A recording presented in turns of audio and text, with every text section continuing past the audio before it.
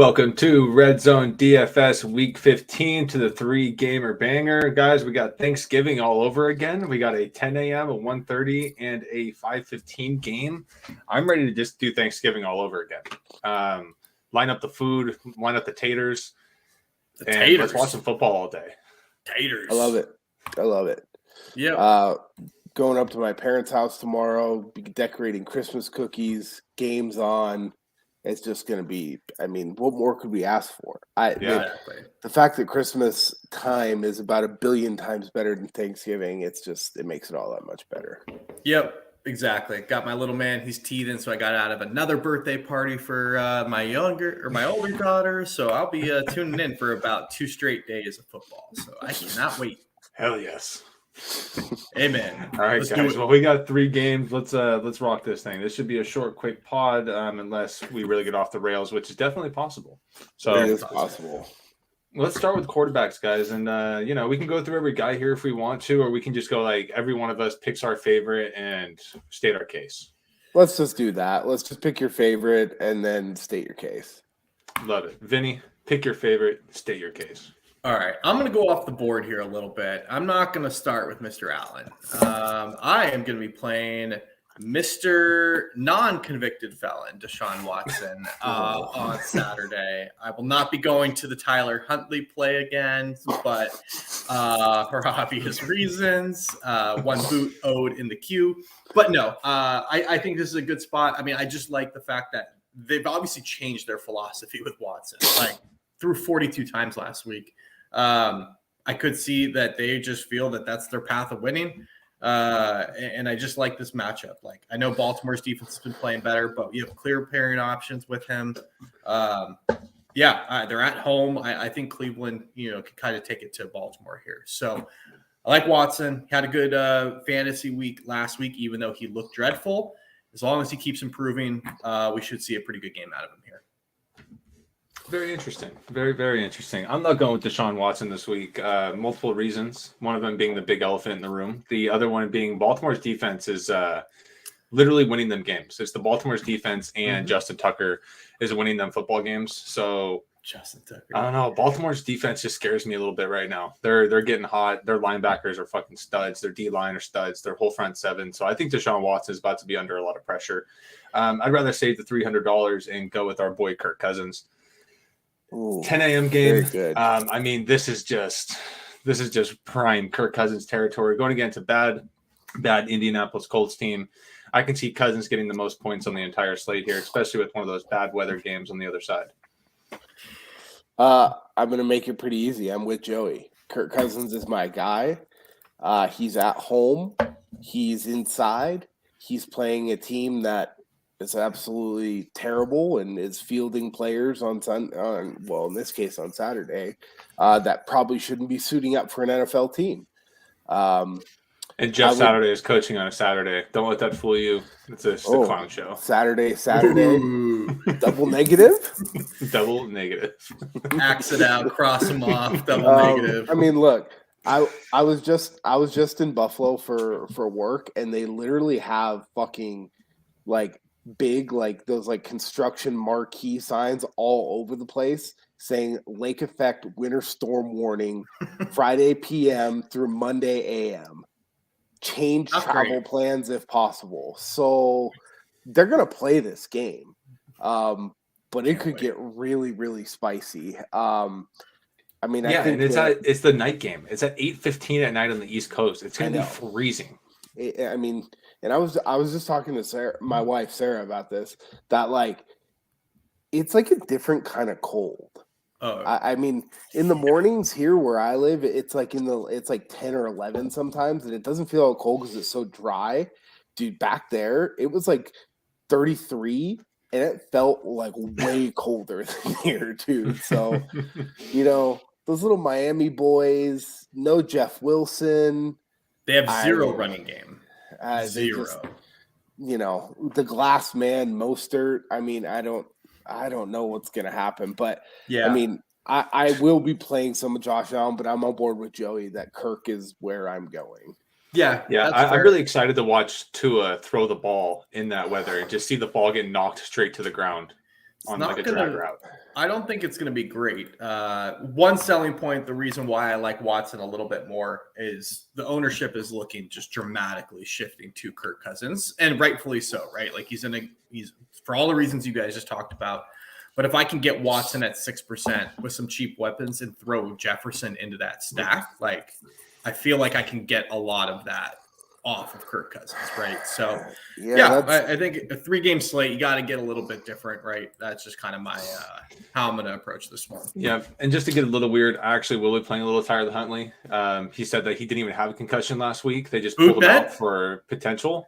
No boot bet. That was not yet. I was so mad because it's not like Sam and he didn't even have a concussion. They put him in the protocol, and they're like, "We're just going to keep you out for safety," and he never actually had a concussion. God, that makes me even more angry. If you're looking for a dart throw, I prefer Matt Ryan. Oh, I would too over Tyler Huntley. Okay, and I'll play Matt Ryan over Tua. I just like that Huntley had 10 carries before he got knocked out of that game, and it was like the first quarter. Nah, there's a problem. He's running the ball. He might get that rushing touchdown. That's the only reason why. He just fucking sucks. That's the problem. All right, come on. But that pretty much does it for quarterback. I'm with you guys. Cool. I'll have a little Allen, a little Cousins, but with Watson for me. So all right, we're gonna go to running backs. Pick your top running back. We'll go 2 each year most likely. So Jimmy, let's start you out. Who is your favorite running back on the slate here? I have no idea why Devin Singletary in the weather that we are talking about with the abomination that is the Miami defense averaging giving up 33, 34 points a game on the road, how he, on this small of a slate, is only 19% owned. Mm-hmm. It is wild to me. I mean, people are going to Raheem Mostert over that. Like, I don't know. So for me, my 2 absolute favorites are going to be Singletary, and then it's actually not like that popular of a guy. Singletary and Dobbins are going to be my 2 favorite running backs this week. Guys, who are you going to? I love Jonathan Taylor this week. He's fully healthy. Minnesota Vikings, right? They're great in the red zone, but they can't stop teams from getting yards. I can see Jonathan Taylor easily getting a 150-yard game. Hopefully squeeze in a touchdown or 2. 7,200 is the cheapest he's been ever since he's been in the league. He probably started at 7,200 in his week 1 as a rookie. He's just too cheap to ignore. Minnesota just gives up yards. I can see Taylor having a great game. So Taylor's my absolute favorite, and I would back you on Singletary, Jim. All right. Vinny? Yeah, I'm right now for my lineups, I'm about 50% Dobbins, Singletary, and Dalvin Cook.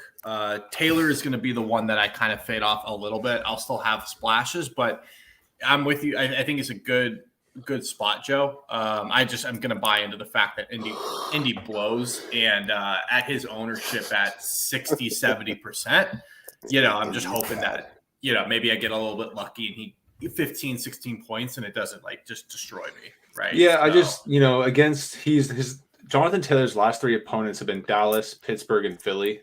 They have pretty good defenses all the way around, and he's got 18, 18, and 14 points. Yeah. So his floor is really high for 7,200. He's getting the touches. Now he gets to go against the Vikings defense that just gives up yards. So I can see Jonathan Taylor really putting up a game here.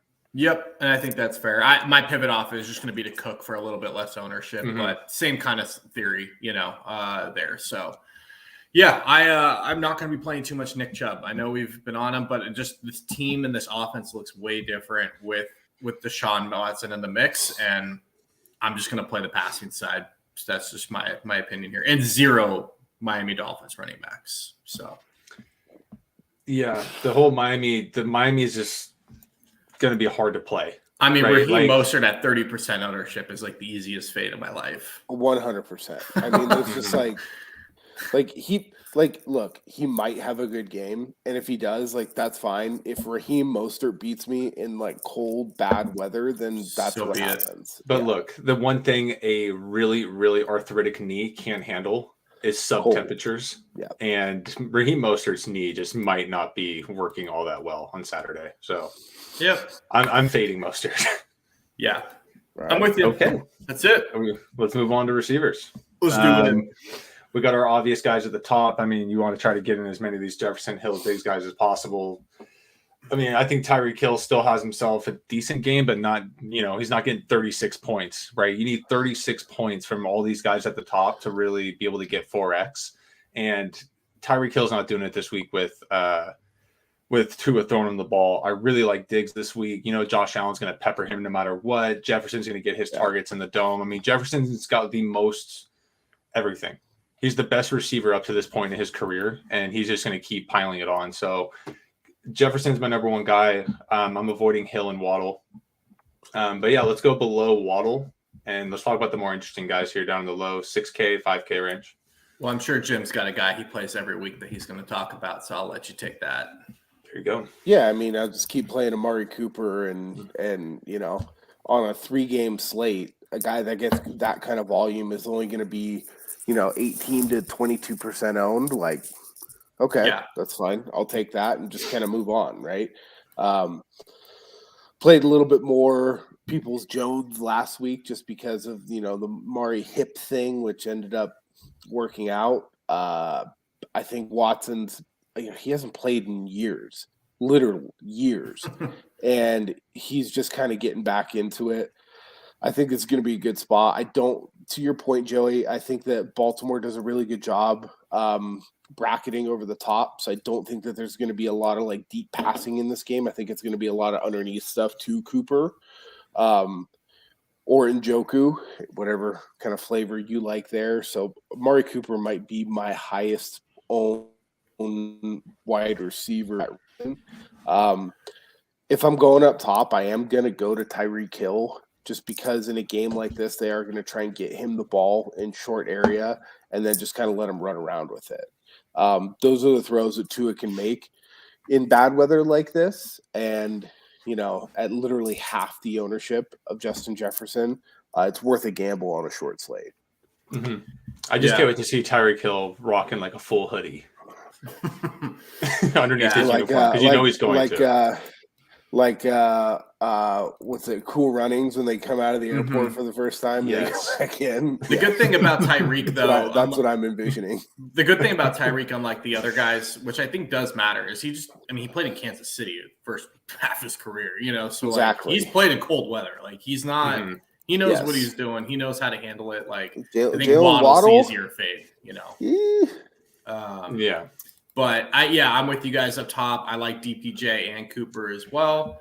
I really like Peoples Jones. I feel like he's really coming on as a receiver. He's just a pretty good player in college. Yeah. I mean, when I saw him return that punt return, 2 weeks ago, it's like, this guy is a freak, and he's actually starting to turn into an NFL player. Yep. Yeah, he's always been a freak, but now he's turning into an NFL receiver, and he's got that big playability that we look for in these, especially in these small slates. A guy that might get you those 2 big touchdowns. Totally. My highest owned guy of the weekend on Saturday is going to be Gabe Davis, though. He's just too cheap. I know we're waiting on it. He disappoints more than he hits, but he just has that ability to absolutely just take the top off and destroy this slate. So I'm going to be playing quite a bit of him. And then kind of my dart throw that I'm going to take some shots on to get off of this Michael Pittman chalk is I'm going to be playing quite a bit of Alec Pierce. Oh, me too. I'm right there with you. I mean, with Matt Ryan in there, he's a guy that throws the ball to Pierce actually, and I think he's the only guy sub 4,000 that has legitimate 20-point upside. I think so. Everybody else down there is just some of these guys just pretty ugly. I mean Jalen Darden. I guess he got cut by the Bucks because he got drafted by the Bucks. So I don't know what he did. Maybe he was maybe took Giselle out to some sushi or something. I don't know. But I mean, those are the kind of names that are down here. Trent Sherfield. Yeah, it's pretty ugly. Really, you're gonna play Trent Sherfield and hope for a 175-yard touchdown again? Like, if you're gonna do that, I may as well just play like Deshaun Jackson, and just 100%. Save even more money, But yeah, I like Alec Pierce quite a bit. Hopefully, it plays into what you guys are talking about, the Vikings stack, right? Like if they kind of start lighting it up, Indy's playing from behind, that eliminates the Jonathan Taylor chalk, and they're throwing hopefully. So that's just kind of my game theory on it, and we'll see what happens with that. All right. Joe, Right, anybody Mom. else down there? Any No, shit it's stabbers for all you? rat poison. It's all rat poison. Okay. Not doing it. We moving on to tight ends. All right. Moving on to tight end. So we've All got right. My favorite tight end of the week. Nope. Yep. Go ahead. I said very, very soft pricing for tight ends, I felt like. Yes. Well, Andrews is down like $1,000, but my favorite of the week is TJ Hawkinson. He's getting the targets. He's just not getting the touchdowns right now. Yeah. So he's getting the ball and he's due. He's due for a 2-touchdown game, possibly. This is where you can get weird and you put Hawkinson in your lineup with Kirk, fade Jefferson possibly, and just get weird with it. And then hopefully Hawkinson, I know, but then Hawkinson's the one getting the touchdowns and not Jefferson. That's what you kind of have to hope for because Thielen's definitely not doing it. Well, that's Osborne's not doing it. It is between those two. It's Hawkinson and Jefferson. I like your thought process. I think you pair Hawkinson with Jefferson and just I agree. and then eliminate. I'm saying like Thielen. just if you want to get a little bit weird and go off of Jefferson and go somewhere else and save some cash, then you just go Hawkinson and hopefully he's the one that gets all the touchdowns. Is it a Dawson Knox week? It could be. It very much could be. Because so he scored a touchdown last week, starting to get some more targets here in a game where, if the weather's not going to be like great, I just checked the weather. It's actually not going to be as bad as it was initially first predicted. They're only expecting about 6 inches of snow in the next 24 hours. So from, now from midnight to midnight, really East Coast time, 6 inches is not a lot. So, I mean, I don't know. I think that's what she said. Or she might have just said 6 inches is just enough. It might be just enough. And it might be just enough to get away with a lot of these Bills passing options, right? I think Dawson Knox is a good opportunity. I'm with you, Joe. I love TJ Hawkinson, but at 50% ownership, I'm going to have to look at somebody else or I think that if you're not going to play big stacks of Hawkinson, you literally just have to play him in every single lineup. No, yeah, exactly. And then I just think with Knox, the reason he's getting more targets is this is the same reason they signed Cole Beasley and John Brown to their team. I mean, McKenzie is electric, but he's very unreliable. And I think Josh Allen's realizing that really quick. Like, I'm not throwing this guy on third down. Like, I'd rather throw it to Knox. He's got a lot of drops. At least catch the fucking ball. Yeah, he's got a lot of drops. And Gabe Davis hasn't been that dependable, right? He hasn't really been as big in the offense as he has the last couple of years. So Dawson Knox is becoming more of a focal point and more of a trust thing for Josh Allen, especially on like third downs or goal line. He's going to Knox. He's at least going to catch the damn ball. Yeah, I mean, I think it's Knox. I think Njoku's definitely interesting. I've got zero interest in Gesicki or Vinny's buddy Kyle Granson. Jelani Woods. I mean, it's pretty ugly here on this little three. I mean, tight end this year has just been ugly normally. So that's why I think you see everybody basically just gravitating to Hawkinson. Yeah, I really miss Mo Alley Cox. Oh like, no, I know he's still playing, but like he's not. That. I hate that guy. No, I think that Njoku is probably the best on the slate. Like, dude, the guy's seeing 7, 8, 10 targets a game. Like, yeah, for whatever reason, he wants to have a good rapport. Yeah, and he's catching touchdowns. He's obviously the red zone guy. He's got no injury designation going into tomorrow. Like, I have him in probably half my lineups, and then I'm going to spread out the rest. So I think it's also kind of a sneaky, like, 2 tight end. You could do that to get a little bit different this week. Like, I have a lineup right now with Hawkinson, Knox. I have you can get a little bit weird there if you want to. So okay, I don't know if I love that. Well, I kind of like it. There's a way. There's not many pay down options at receiver that we like. Yeah, but if you go double tight end, I have a lineup right now with both Jefferson and Diggs, with Singletary and Dobbins. Like, that looks pretty koosh. Not bad. Can get weird, but that's all I got. I mean, defense, I'm just kind of throwing some darts, but Bills for me, and then the rest is whatever. Yeah, the Bills are just mispriced against Miami, a team who I'm anticipating going to have to throw the ball quite a bit. The Bills are now getting pretty good pressure. Well, on the dude, I mean, on a passer. main slate, we've seen the Bills at like 3,900. Right? Yeah, why Like, why are they 2,700 all of a sudden? I mean, yeah, it would be different maybe if Miami's last few games, Miami was putting up 30 to 40 points a game, but they've been doing anything but. you're right. Mm-hmm. So I mean, I know the Bills are going to be the highest owned, but at 2,700, like that's just fine. I'll just play the Bills. Yeah, Agreed. as much as I can. So I agree. Agreed. All right, well, Cool. that does it for the. All right, guys. That's it for the 3 All games. right, slate. party on. Bold call for the 3 Bold game call slate. for the slate. Bold call. Yeah, I think Jonathan Taylor breaks the slate and he goes 30 plus. Okay. Jim? What's a good one that's like non-traditional? I'll say that last week that Trent Sherfield was the one play low owned big hitter. I'll say this week it's going to be KJ Osborne at 3,700, who's going to have over 75 yards and a TD. Not bad. And I will go 2 tugs for David Njoku. 2 touchdowns for Njoku. Yep. All right.